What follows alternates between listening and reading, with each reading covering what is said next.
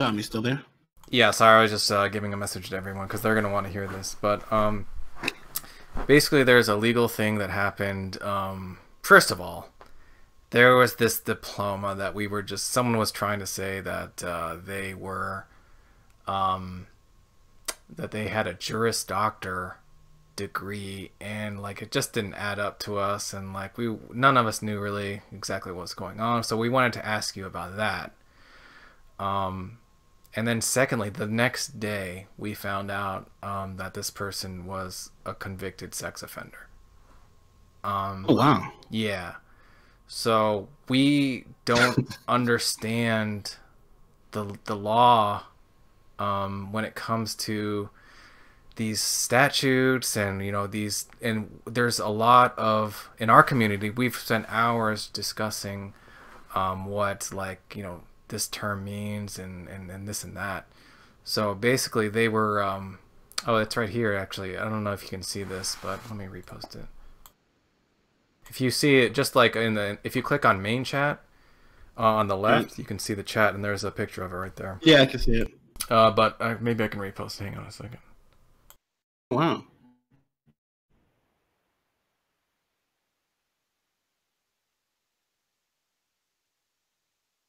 Yeah. So you can see here. The description is called sexual battery, and it's attempted. Now, first of all, we were looking that up, and it seems like that means a necessary condition of that, from what we were reading, was it has to be like the person has to have like intention for sexual arousal, or something like that. I don't know if that's, you know what I mean. So like if they were State is just the like, you know, it's the state what this was in. hmm? North Carolina. This is not no North Carolina. All right, all right, okay. And um, you guys looked up the statute, right? Because I'm trying to look at the statute for yeah, this. we looked it up. I don't know if, oh, there it is right there. Michael's got it. So there's been a new development, and that new development is that this person made an official statement, and their claim is that their daughter had a sleepover, and one of the friends of his daughter did whatever, and this person decided that they were going to spank uh, his daughter's friend. So they pulled down her pants in front of the others and spanked their bare bottom. So now, if we just don't really know what to make of that. I mean, it just, first of all, Hmm. it seems like if you got the spanking done, that would be accomplished sexual battery, not attempted, right? I mean, it's just weird and that doesn't seem like it also has any kind of connotation of like sexual arousal, right? So we're just trying to like put two and two together, and it just, we're scratching our heads.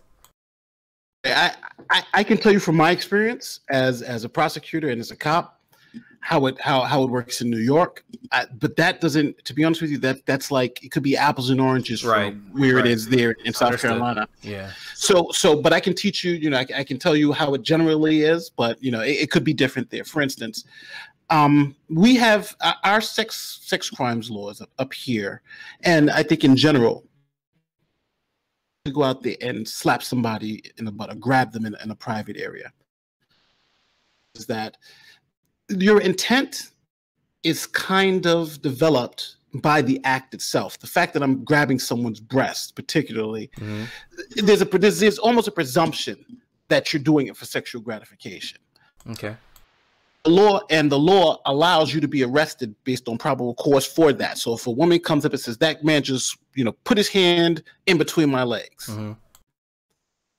it's him because I have her as a complainant saying that she was touched in this particular manner, and that it's likely that he was doing it for sexual gratification. Now, he can go and explain it to the jury that, hey, I wasn't doing sexual gratification. It was a mistake, something like that. But the fact that he actually touched her person, kind of leads you to believe that this person would be guilty.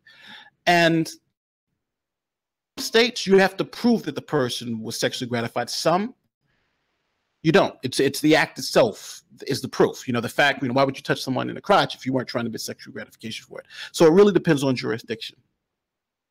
About the attempted versus the completed crime. An attempt, it depends on where you're at, again, in each state, because each state treats it differently. Some states have you must do everything almost, as close as possible to completing a crime. Attempt. Some states just, you can be convicted of every, if you plan the crime or have a reasonable, possibility of completing it, then some states treat that as an attempt. So here, the one thing that I would say that she didn't complete the crime. She didn't, actually, what was it? I have to look at the statute again. She didn't fully complete sexual battery, but it seems like she did enough where in this state, you've done enough up to the point where, where it can be reasonably said that you are going to commit this crime. You've done enough where you're criminally liable for an attempt. But again, that standard of how much you have to do varies from state to state. Can you explain to us how, so her story is that she did in fact pull the pants of the child down and made physical contact. How attempted would be there, right? Because according to, I think what you just said was that if somebody is like, sexual battery is up for, what that exactly means might depend on the body part that's being touched or whatever the case is. But attempted implies some kind of purpose on the perpetrator.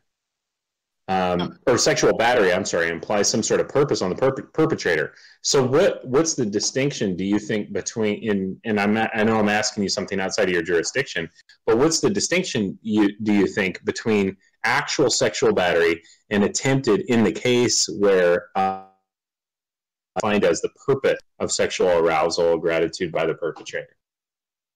Now, I forgot the best way to explain this. What you see here, what the person actually was convicted of, well, I'm not sure if this was this a jury trial or did this person plead guilty, number one? Well, we don't really know. All we know is that the time interval between the arrest and the decision was 7 months. So someone indicated that indicates that it could not have been something that went to trial. No, that's not true. I've prosecuted. I mean, excuse me. It was probably likely that it didn't. I don't know. Oh well, yeah, because I would say this. I've had prosecuted a person in 2 months, and this is in New York where I had 70 cases. Because the person just wants to go to trial. It really depends on the defendant. The defendant wants to push a trial, then you got to get your shit ready and go to trial. Usually, defendants don't want to come down to the date. And the reason why I asked the question about whether this person pleaded guilty to it or not, because when I was a prosecutor, sometimes we would have people plead to an attempt. An attempt, if you've completed a crime, you've also attempted that crime. And that was a way where I would say, well, even though this person technically committed a sexual battery, we'll let them plead to the attempt, which would be the misdemeanor, not the felony. And in that way, we can get this person to plead guilty to a lesser crime and save, the expense of a trial. And again, even if this person did do exactly what you said, fulfilled all the statutory requirements for here, this is a way where, you can just cope to the misdemeanor, become a sex offender, probably spend very little, if no time in jail. And on top of that, you now don't risk being sent away for the felony, whatever the felony may, if there was a felony in this case. So, and sometimes, even though if her story is correct and you guys feel that this satisfies the criteria of actually sexual battery, again, you could plea bargain to the attempt to, save yourself the cost of the trial, which is more than likely what happened here, and happens to me in a lot of cases where I'd have them plead to lesser court charges. Instead of an assault, it's an attempted assault. Instead of getting 6 months in jail, it's a fine. Yeah. So you can plead down from an actual accomplished assault, like sexual battery, to attempted. That's possible. Yeah, it all depends on what jurisdiction you're in. But in my jurisdiction, yes, you can actually plead down to all lesser crimes because, for instance, if let's say if you commit a murder in a second degree, you've also committed criminally negligent homicide. You've committed all those lesser crimes. So I can have you plead to any of those lesser crimes because you've completed them. You completed first-degree murder. Well, I've seen a lot of rape cases in particular be pled down to attempted rape or sexual assault or sexual battery, something lesser than the initial charge. Has he been asked if that rings true, her explanation that she just spanked a child? Do something that's probably going to shock most people in this room. But yes. Let's say if you're a caregiver, and this happens a lot with let's say sometimes older adults who spank children. They'll spank children, and that spanking could either be held as an assault or as a sexual battery. And it depends on where you spank the child. So if you turn a child over and you have, let's say, a male spanking a female child in the buttocks, and that child then goes and reports that to the police. Where did you get spanked? I got spanked in the buttocks by Johnny. He hit me 5 times. He laid me up. Then, I would be charging that person with a sex crime. You hit this person in one of the prohibited areas, the buttocks, the crotch, any sexual areas, and this person received injury. So yes, it is possible and probably even likely that if that's her story, where she spanked the child, especially pulling down the child's pants, she actually committed an assault. Since she touched that person's private areas, it moved up to sexual battery, and that's probably what she's going to be prosecuted for. And then if that's true, and she goes and she's telling everybody that's true, that's exactly what happened, then I can see a prosecutor saying, well, why don't you plead guilty to a lesser charge, let's say attempted sexual battery, and then you'll be a sex offender, and now you shouldn't be spanking children with their pants down. So let's just to be very, very clear and straightforward here, the story by the person who's being accused of this or who's been charged with this and accused of or charged with it is that they pulled the pants down of somebody else's child and spanked them. And on your view, is the charge that we posted in main chat consistent with that action? Or is that action completely out of the purview of the crime that they're being accused of?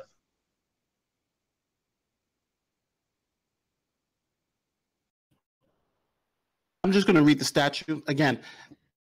It's a little dangerous when you're reading statutes because it's really about judicial interpretations of these statutes. A lot of times you'll see words on the page, but the courts themselves, especially in South Carolina, can read these things differently and say, this is what this means. So I'm just reading with the words on the page. So this is not in any type of legal opinion because I don't know how the courts have interpreted this particular statute. But from what I'm reading, a person is guilty of sexual battery if the person, for the purposes of sexual arousal, sexual gratification, or sexual abuse. So you have three criteria there: arousal, gratification, or abuse. Engages in sexual contact with another person by force.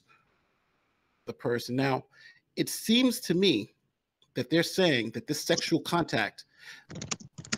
Pretend this wasn't a child. Let's pretend that these were 2 adults. Another adult's pants down and spanked them. And they, obviously they weren't related, but a stranger. There would be no question that this would be sexual battery, even though, there's a difference with, I think now, because we're seeing a child and an adult, the rules are still the same. You would treat, especially someone else's child, you'd treat these rules the same. So reading this, I don't think it's out of the possibility that you could charge somebody with sexual battery, because if these were 2 adults, we'd be thinking the same thing. Yes, it seemed to fit this criteria. And now we have an adult and a child. Okay. To be within the realm. And you can plead down from the sexual battery, given the situation there. It's within the realm of possibility that you could plead down from sexual battery, so battery to attempted, on your view. Right. Yeah. Yes, okay. you could plead down. Yes, you can. Okay, that makes sense. Because I think if you're talking about sexual battery, I got you dead to rights. You're telling me you pulled somebody's pants down and spanked them. Right. You committed the crime.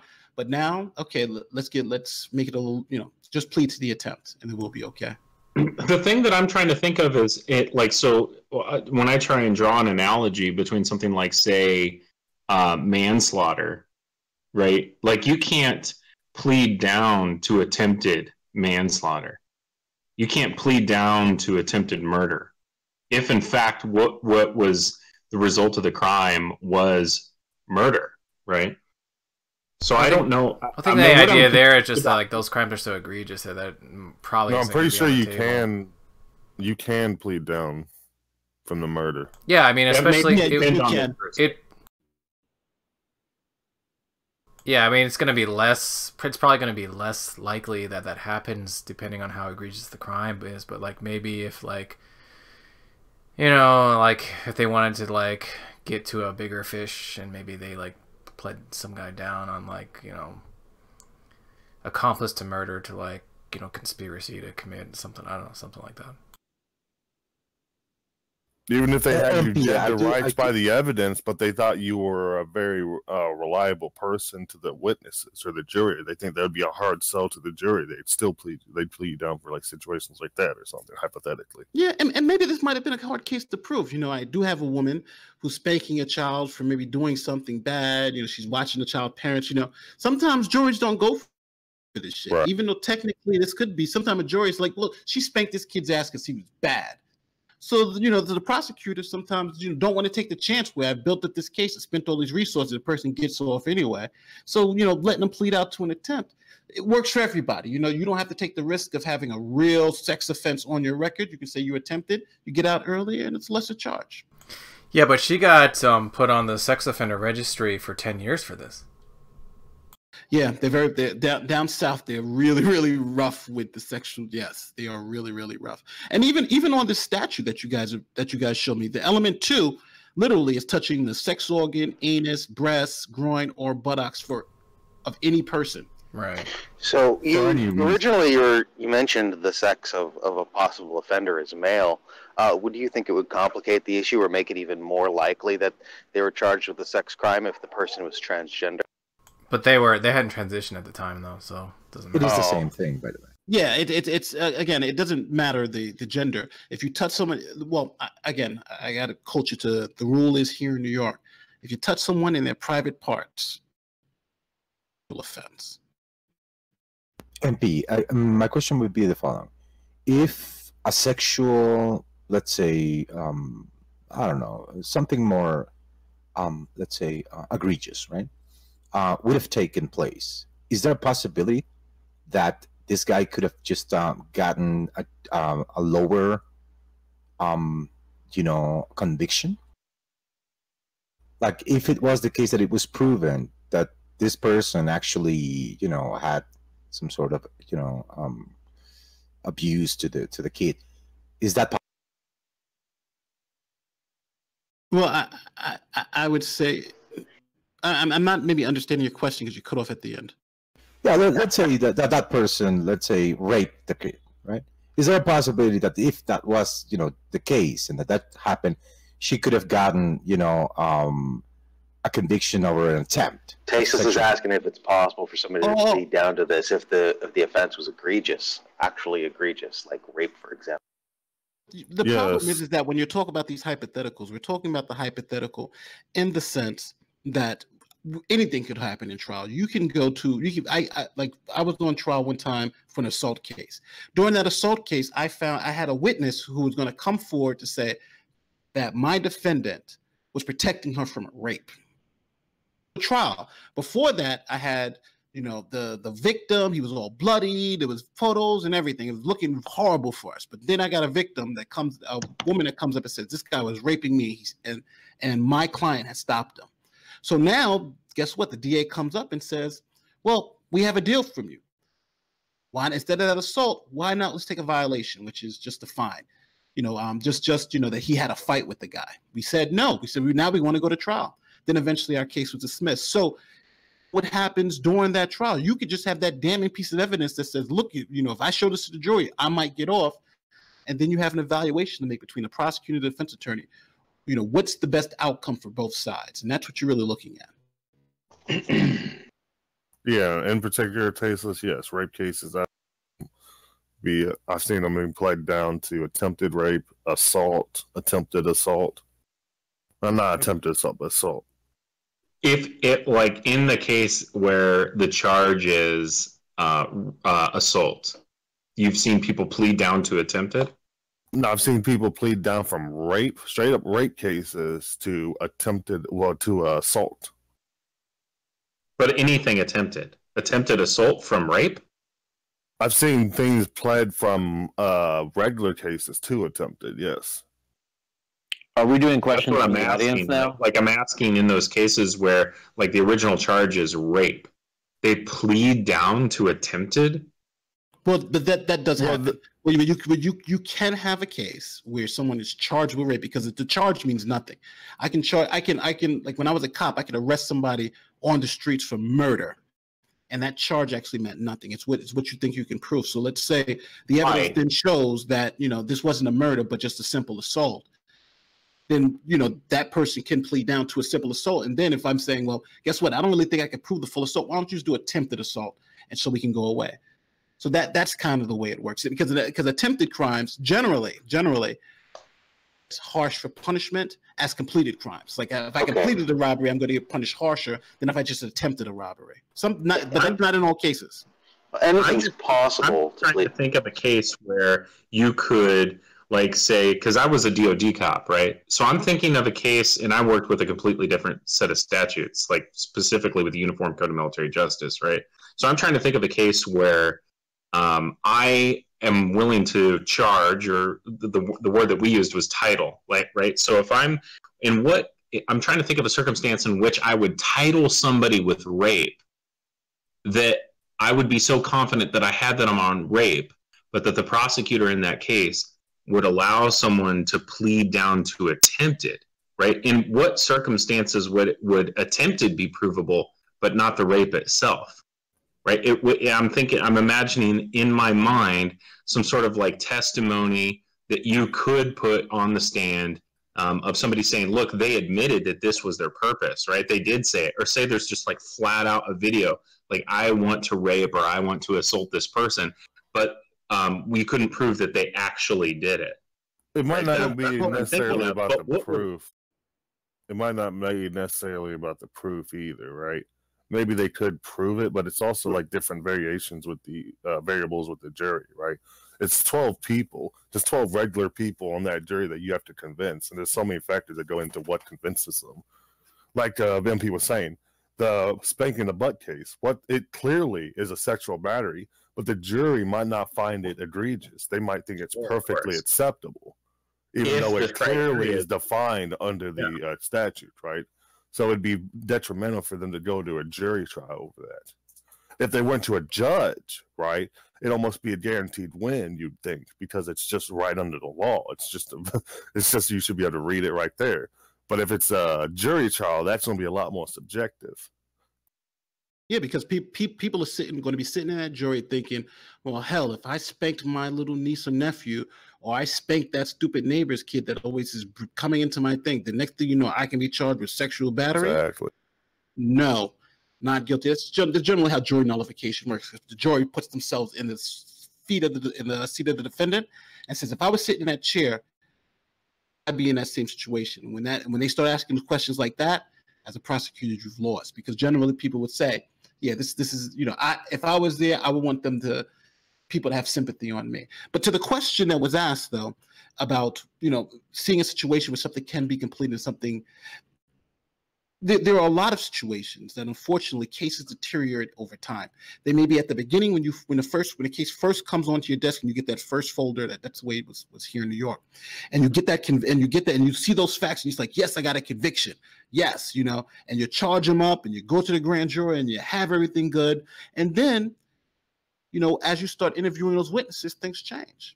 Maybe the cops didn't see what happens. Maybe like there was one rape case here where the guys recorded it and showed that she was a willing participant, that went from rape to now exoneration, to now maybe even arresting the victim in that case. Then you have other cases where, I had one case where the rapist recanted, the rape victim recanted, and then she said she was raped again. And this was all while the trial was going on. So now you have situations where now you're saying, well, listen, let's just do an attempted rape or something a lot less, because now your case you can't prove with. And that, unfortunately, the system it happens all the time in the system. MP, can I ask you a question?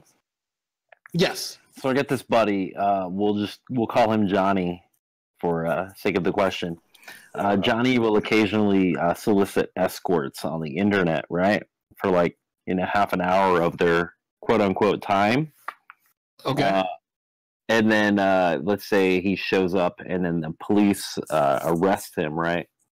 What would he do, or what should he do to stay out of trouble? You have any The first thing you should do is call. Yes, I do. The first thing you should do is call an attorney in his area who's licensed and understands the law where he actually represents. Because anything that I'm going to say may be totally void to that situation, to the situation that you just before. But the attorney here in New York, where what would I be thinking? I'd be thinking, number one, you don't tell the cops anything. If you get arrested, everybody here, if you get arrested, I don't care where you're at, the cops are going to say they want you to get your side of the story. That is a trap. That's a trap that I use for most witnesses. You would not believe how many people I can get to confess in the first 5 minutes they talk to me. That is how easy it really is. You're scared, and the question I'm saying, you want to get home. If you want to go home, tell me what I need to hear, and people will sing like birds. I'm going to tell you you're going to go home. I'm going to tell you I'm going to help you out. I'm going to tell you I am your friend. And as soon as you tell me what I need to hear, you're going to be using that in a court against you. So my advice now, if you are getting arrested for something like that, you don't say anything until you have an attorney. And I'm going to tell you, attorneys only complicate things. Yeah, it complicates things for them. It doesn't complicate things for you. Most of my clients, 99% of my clients who've called me, police, have gotten out, have no problems getting out of jail. The ones who don't are the ones who have to fight for a trial. I'm just keeping it real. Oof. Is that if this is happening, number one, where's this thing happening at? If you're talking about it's happening at your house, do they have a warrant to come to your house? Is this person working with the police?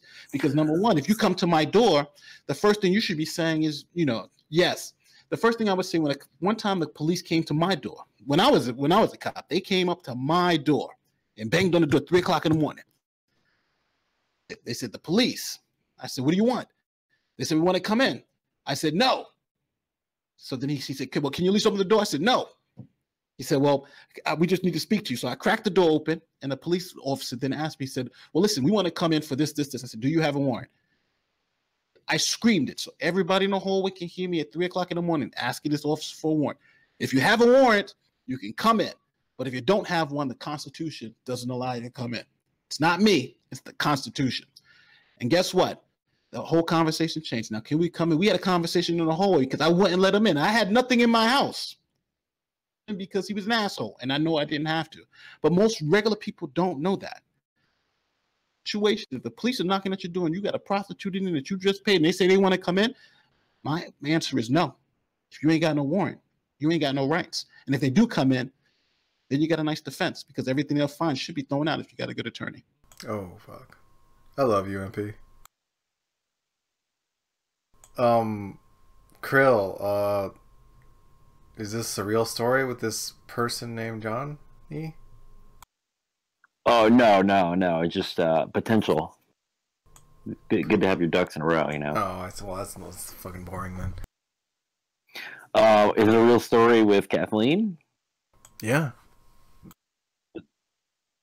Again, I was making a lot of assumptions. I don't want to, people to think that what I'm saying about this woman is true. She could have been arrested. It could have been, this could be everything that you've told me may not be true. Even her story may not be true. Right. But if this is the story that she's told, yes, and you guys are asking me as a prosecutor, have I ever seen this happen? Yes, I have seen adults who are daycare providers who are watching children, who spank these children on the butts, and they are charged with sexual assault. Yes. Yeah. That happens.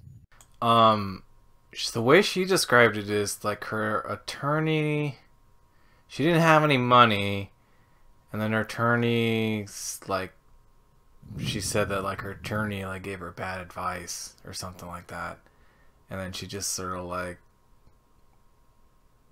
Well, if we're doing real talk, that is more than likely true. If just to be real, if you have a free attorney, you get what you pay for. Mm-hmm. Those attorneys usually are overly worked, especially in the South. When a lot of the professors that I taught with the law school, a lot of them worked at the South for free because they understood that that's where that's where you were really, really needed. down there, they have extreme caseloads where they have probably the one attorney handling all the defense cases, and he's probably just read your file right before you go on the court to see what's going on, and has to make an argument that either get you free or keep you in jail. And he has 7 minutes to not only read the case, but then he has to go argue it in front of a judge like he's known it for years. Yeah. Happen. And unfortunately, if you have no money, that's the position you're in. Wait, don't dox yourself, but were you on a documentary recently? No. I've been in the New York Times. I've done a lot of legal work. I know who you are. Okay. If you guys ever find my you're where I got that 7-minute stat. I know who you are. And you're where I got that 7-minute statistic. Maybe, because I it's funny. One time I met G-Man, he didn't believe I was an attorney, so I literally showed him my ID from the attorney's office. He was like, "Oh shit, so you are?" I was like, "Yeah." Would you think I was lying? He's like, "Yeah, I thought you were lying." But now he always calls me and asks me for legal advice. It's a good thing and a bad thing. Yeah. So what else?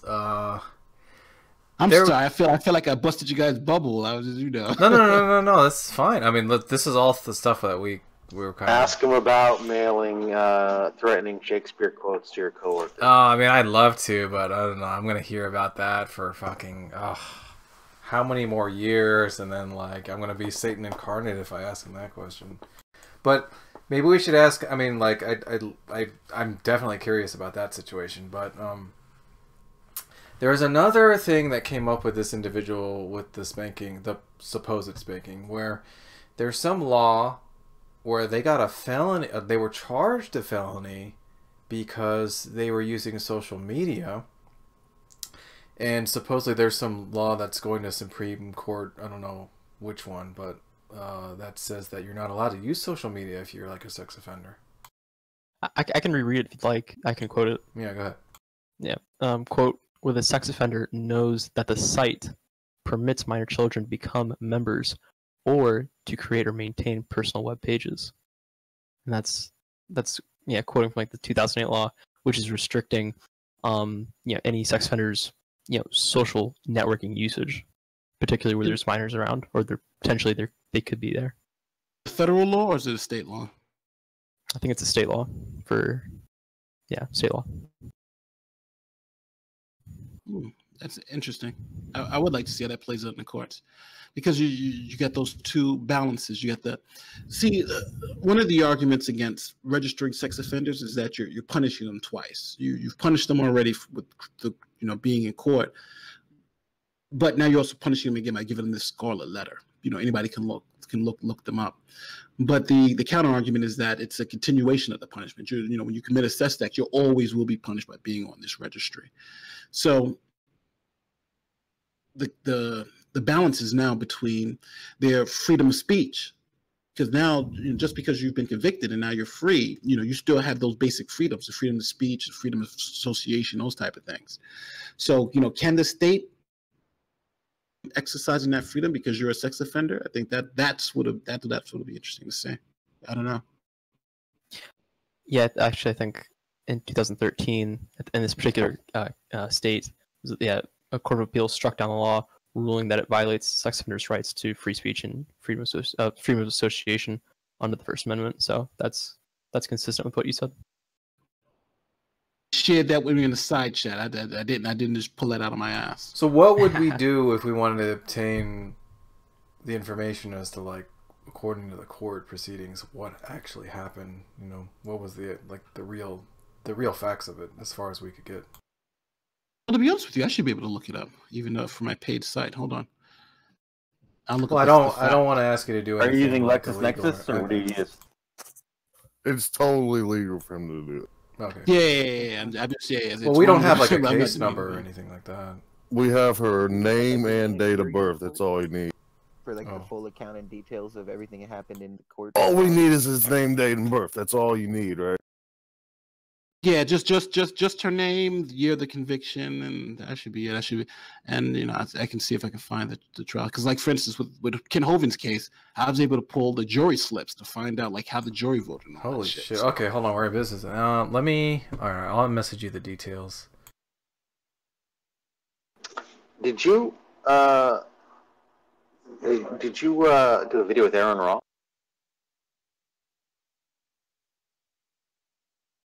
Yeah, I'm the guy that did the video for Aaron Ra. Yeah. Yeah, I know you are. That's great.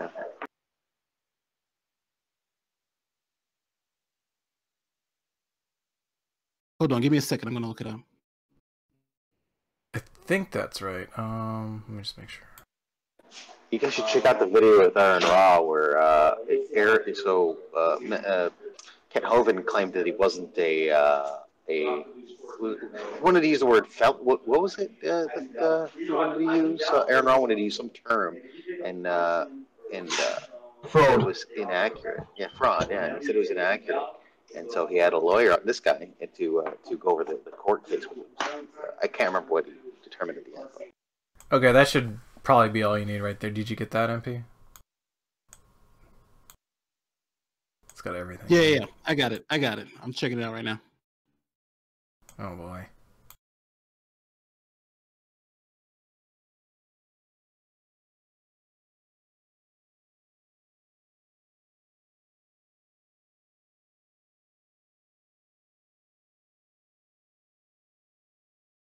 Seth, is that a swan? Yeah, that's exactly what that is.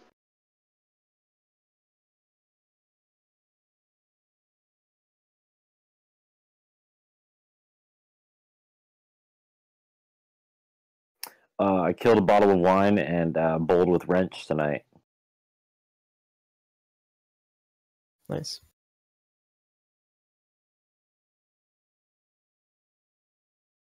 And his girlfriend,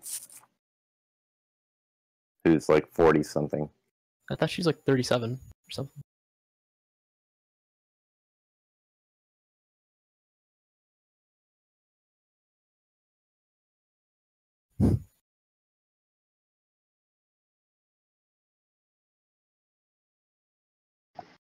I heard it was spicy over here.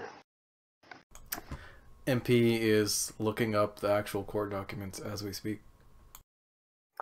Tom, my job is looking at letting me work in Thailand for a few months a year. Oh god. What the fuck? MP isn't multiple personalities, is he? No, he is. Yeah, that's him. I don't think he's going to get in trouble for spanking anyone. This is so wild. I didn't know multiple personalities was the same person as the one I was thinking of who was recently in the documentary. I had no idea. That's wild.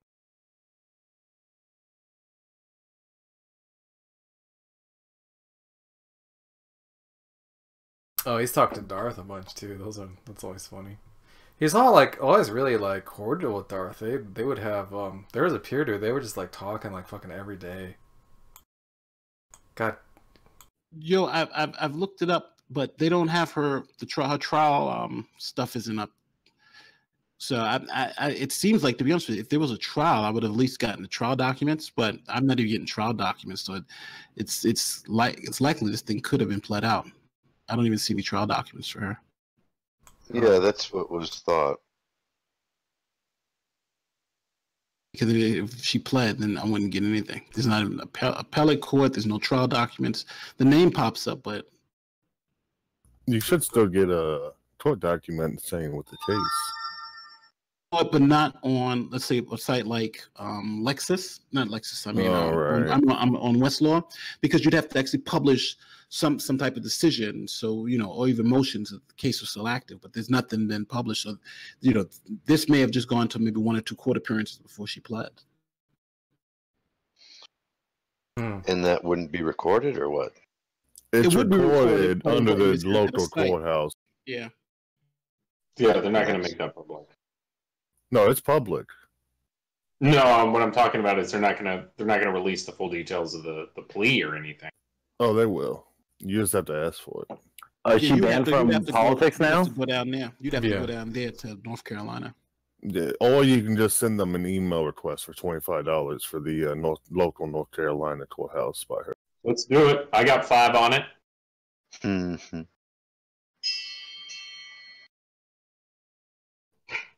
Who else has got 5? Fuck, I'll pay the whole thing.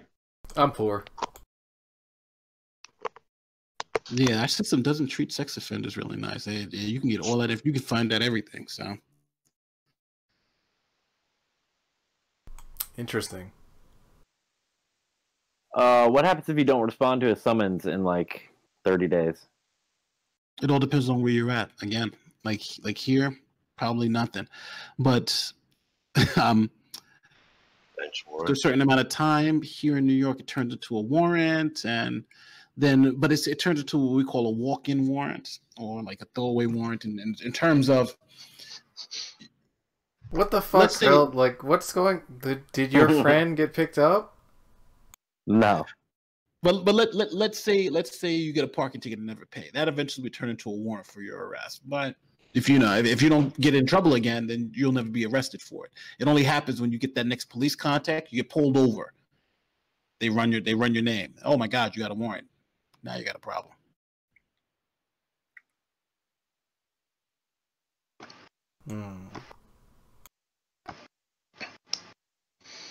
Yeah, I think they call it a bench warrant.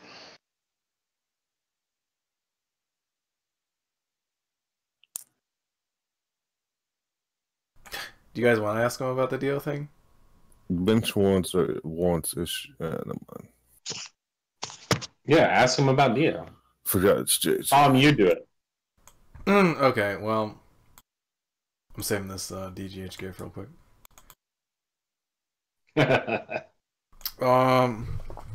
Yeah, there is another member of this community who's talked about his particular legal problem. He says that this is his story, is that he sent an email accidentally to multiple coworkers, and it only contained a Shakespeare quote, and he said that they were trying to get him for what was the charge? Cyber stalking and bullying. Cyber stalking, and there was another one, harassment. And harassment, and they were like trying to put him away for like 10 years or something like that. Wasn't it as much as terroristic threats or something? Yeah, there was some really serious shit, and it was like it made like it was all over the local news at least, but it just never seemed right. I mean, Shakespeare quote. Well, I'll tell you a real story that happened when I was a cop. One time I was at a college, and we got a call that there was a bomb threat called into the college. They happened to record the telephone calls. So when we picked up, it was a woman with a very heavy Arab accent, and this was after kind of a couple of years after the 9/11 craze, so it was around 2016. And she said, "Hey, there's a bomb place, because if you're going to call in a bomb threat, if you don't say a very specific place, it's usually bullshit." So she knew these technical things about bomb threats, calling a specific place, calling multiple locations. Then when you hear those type of buzzwords, everybody shows up because you're afraid that this is something serious. So she did that. A couple of things that happened that piqued our interest. Number one, this was during finals. So the morning of finals, we have this very specific bomb threat that's called in for various buildings. And we actually found some like plastic bags around. So it was pretty harrowing at the time. But for this bomb threat, we were able to trace it back to her. She actually called from her cell phone in her house and I forgot what she had used, but it was something so easy with she used, at that time it was new, the Wi-Fi calling. To track her back through Wi-Fi calling. It was fucking fantastic. So when they arrested her, for each one of the particular bags that were found, I think there was 3 bags, they were trying to give her 10 years for each bag that was found. Oh boy. And they were trying to give her like 10 years for the call and 10 years. So it those charges really build up, and I think people don't really understand, the contents of that threat, because it's really about the threat. Her threat was very specific. There are bombs here, here, and here, and here, and there were bags there, and there to pretend to be bombs. So she was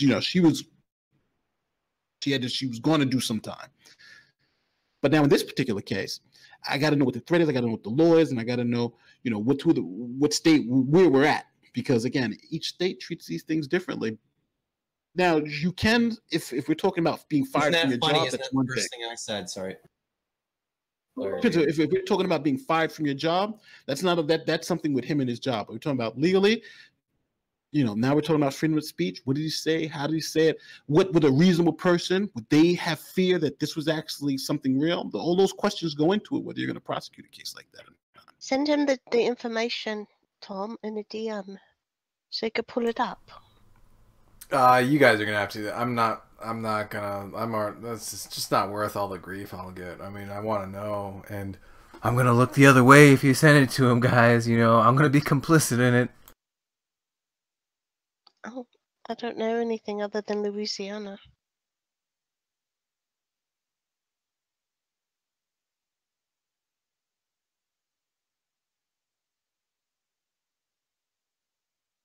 Yeah, I'm sorry it wasn't more explosive news, but unfortunately, I think you're the spanking babysitter.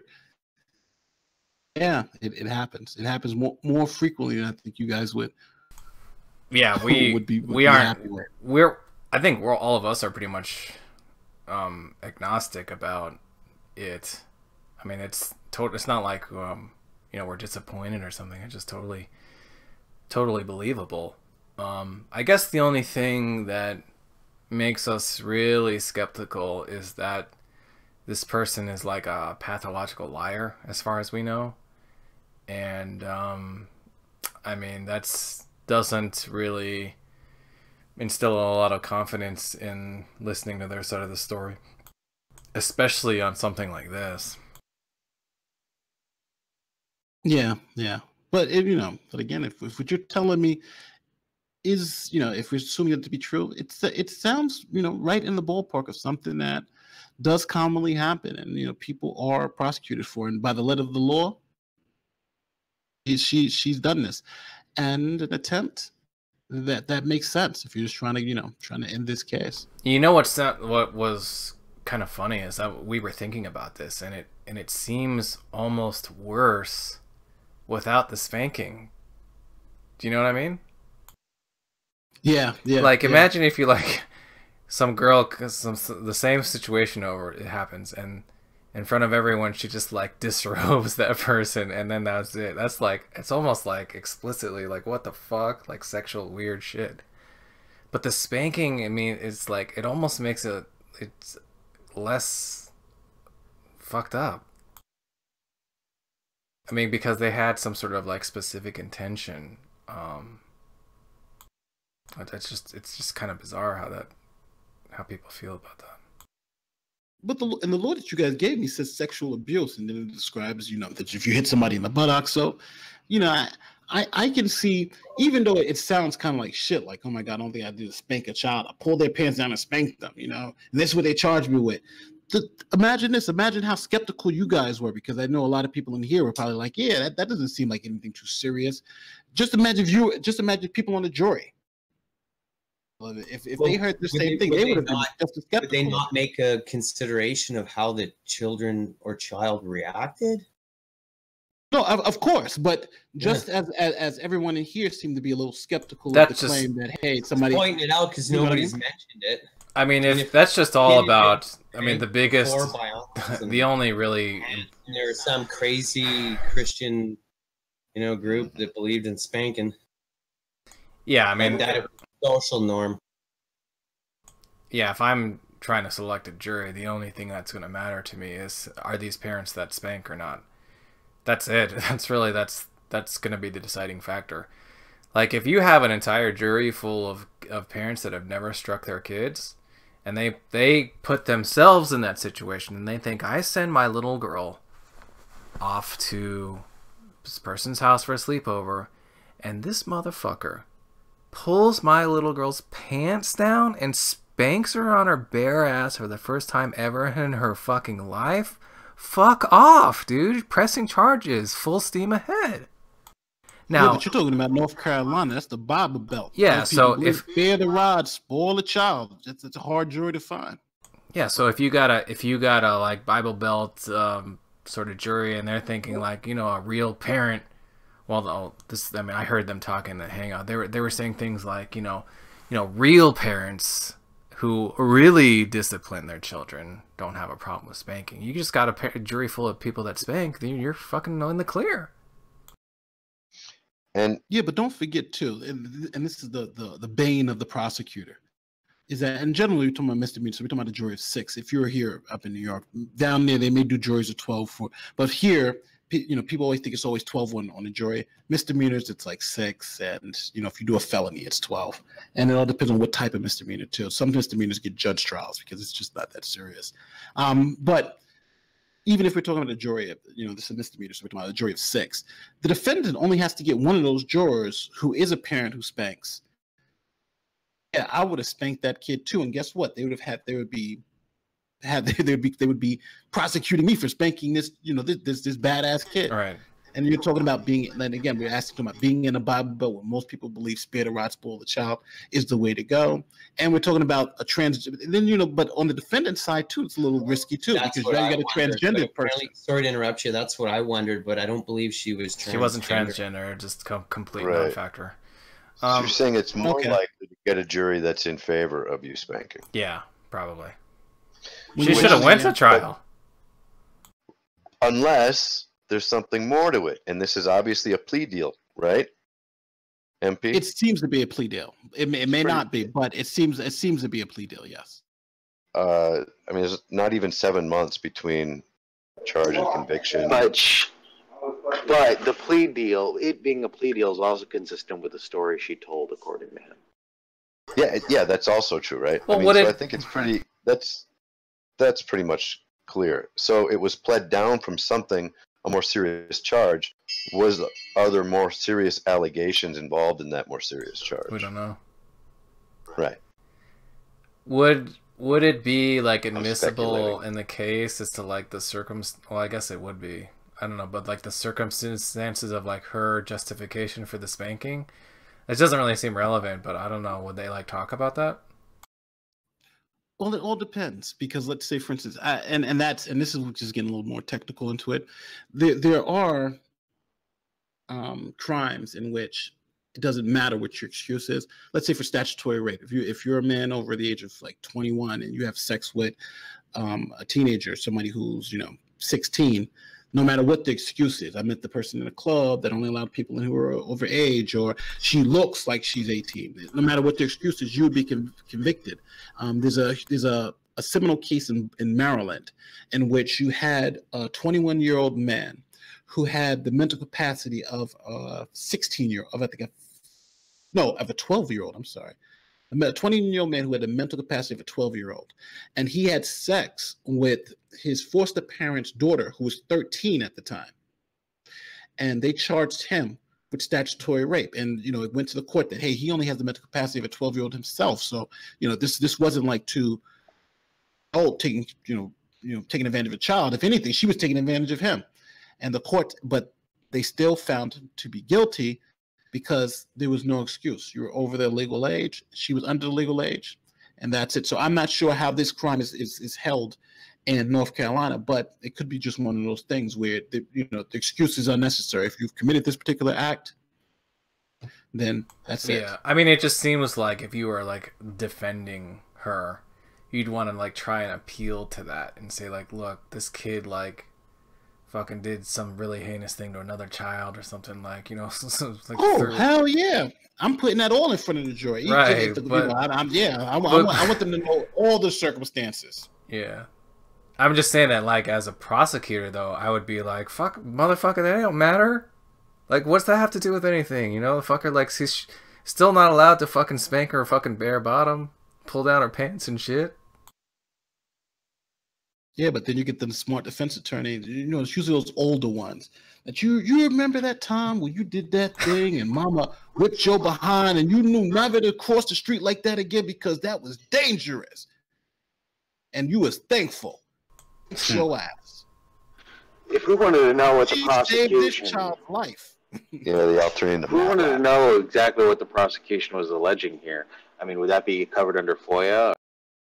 Yeah, I think you should easily be able to get the court documents. You just have to pay for them, pay for the transcript. If the transcript exists, Well, if she's convicted, it has to exist. It has to be a record of yes. Of conviction and her sentence. It has to be a transcript. It may be held for a certain amount of years, but there usually laws in place that you have to hold these things for. I think it's 21 years. It's a certain time frame. These documents. I think it varies greatly. Yeah, from state to state, it does. Yeah. Start us on the path. How would we obtain those? Call them. Usually, if you know where the court is, and you know the persons, you know whether the person was convicted or not, you could just call them, and they would usually have forms that you'd fill out, just asking for the transcripts. You know, what do you need it for, that type of thing, and they'll usually send that to you, and it'll let you know everything that happens. Yeah, it's really easy. I do that shit daily. Since the minor was involved, it's unlikely that they'll be available. That's well, they may be false. heavily redacted. They may be heavily redacted. They were like, we used to redact the way it works here. We would redact the minor's name, any type of identifying markers like address or anything like that, and we'd also redact like police officer information, because a lot of times the police officers have their personal information on there. I don't know why they used to do this in New York, but then we'd have to redact all that. So you would get the fully redacted papers that show, but you would get maybe the arguments, some of the motions and things of that nature, and then disposition of the case would actually happen at the end. Well, everything that's what's happening with the Mueller case right now with Mueller. Like, he has all that national security stuff, and that's why you still see court documents, but all that stuff is blacked out. Looks like a convict shirt. Okay, I'm satisfied. I mean, like, it seems like all we need to do is call the court. Well, yeah, Jovan says he does that daily. Let me see if I can get it for you for free, because usually you got to pay like $5 a page or something like that. Let me see if I can get it for you for free. Let me check a couple of my sources, because we usually get when I teach, we usually can get those things for free, you know. But I'll see if we can pull it up, because you should tell the library and they can get all those things for free, because these cases we can use them within to teach people about, this is what this court's looking for, this is what that court's looking for. So it happened. Now, what court is this going to be specifically in? I'm guessing it's going to be in the district court, because there's it's in Moore County, is that right? Yeah, so it's in Moore County. The courts in Moore County are going to be the district, the Superior, and Davidson County. No, it's in Moore County. Lakeview is in Davidson County.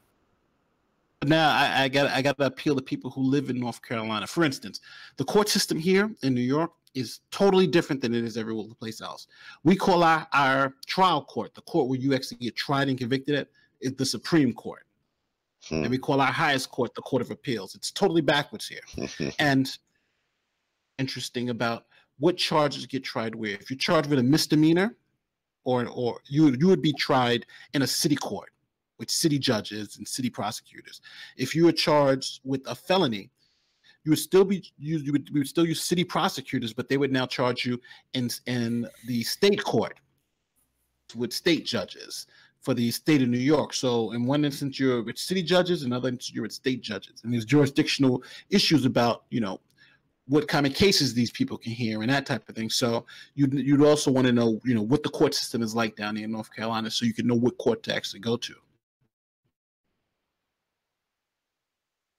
Yeah, the North Carolina Moore County Superior Court is the one for felonies, and then the district court is the misdemeanor to felony one.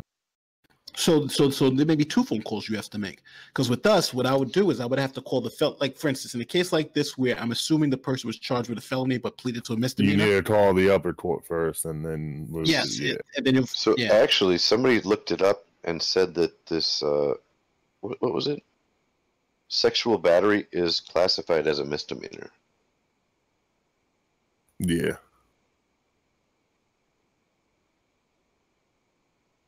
The attempted. No, I think it was just sexual battery. Sexual battery itself is a misdemeanor. Well, and I'm not sure if they do their classifications like we do it here, but like a class A misdemeanor is like the highest level of misdemeanor. Where here you get a class B, which is lower than a class C. Then you get violations. So A1 is usually the highest. That's like as close to a felony as you can get without being called a felony. Yes, and that's what this is.